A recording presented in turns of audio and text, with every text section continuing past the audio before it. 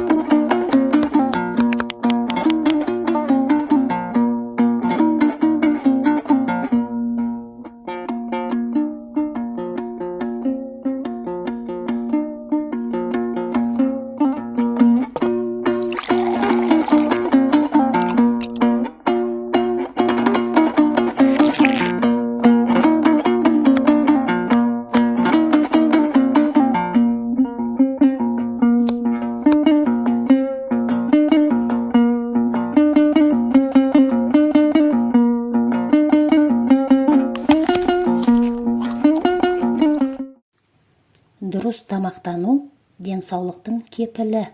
Балалар, біз дәрумендер туралы біліп, көріп алдық. Адамның денсаулығы жақсы болу үшін әрқашан дәрумен жеуіміз керек. Ендеше, балалар, бүгінгі жаңа тақырыбымыз дәрумен денсаулық кепілі. Сабақтың мақсаты мекен және мезгіл істеулерді жазба жұмыстарда орынды қолдану. Берілген сұрақты дұрыс түсініп, лайықты жауап беру. Шағын диалогке қатысу. Дескрипторлар. Мұғалімнің қолдауымен мәтіннің негізгі ойын түсінеді. Тыңдаған мәтін мазмұны бойынша сұрақтарға жауап береді. Жалғауларды дұрыс қолданады. Тақырып бойынша өз ойларын айтады.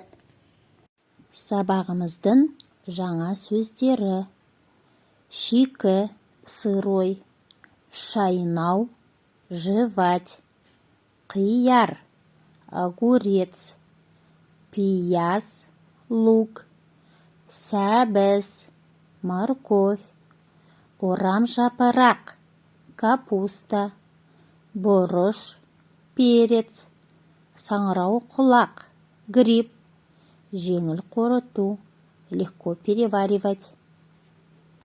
Көкөніс. Көкөніс қазір жылдың қай мезгілінде болса да дүкендерде тұрады. Себебі олар денсаулыққа өте пайдалы. Біз күн сайын таңертең, түскі, кешкі аста көкөніс жейміз.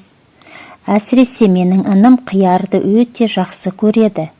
Көкөніс түрлері: сәбіз, орамжапырақ, бұрыш, саңырауқұлақ, қызанақ, қияр және тағы басқалары.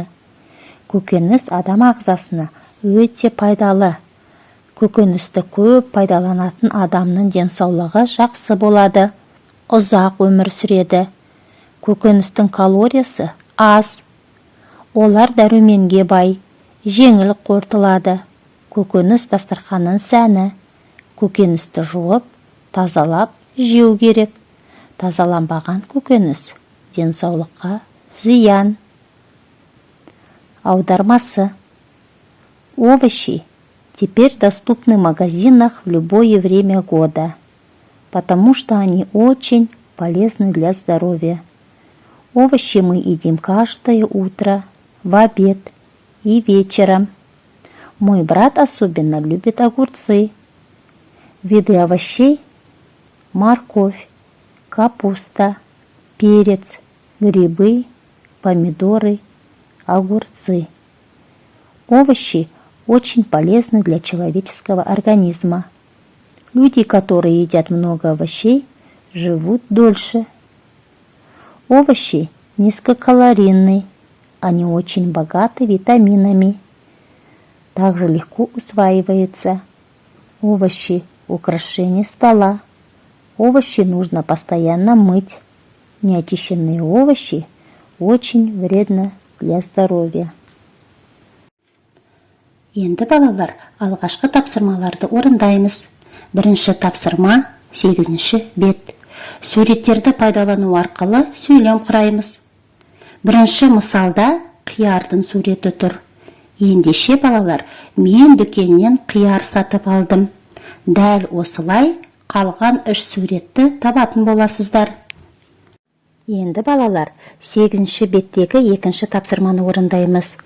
Кесте бойынша 3 сөз берілген: сәбіз, қызанақ және орам жапырақ. Осы 3 көкөністі астындағы кестедегі сұрақтарға жауап береміз. Мысалы, сәбізді алатын болсақ, сәбіз жылдың қай мезгілінде өседі? Түрі мен түсі қандай? Қандай пайдасы бар сәбіздің? Зияны бар ма? Болса қандай?